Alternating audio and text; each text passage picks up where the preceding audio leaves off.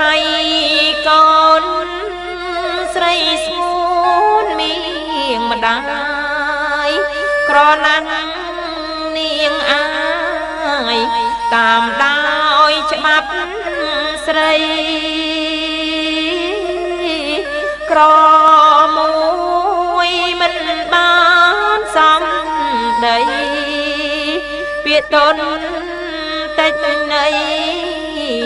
ឲ្យញាតចូលចិត្តក្រមួយមិនចេះរិះគិតឃើញញាតឆ្ងាយចិត្តហើយឡើងឆៃស្លាទួងមានមិនមានក្តីណាពីផ្អែមចរចាទើបគេ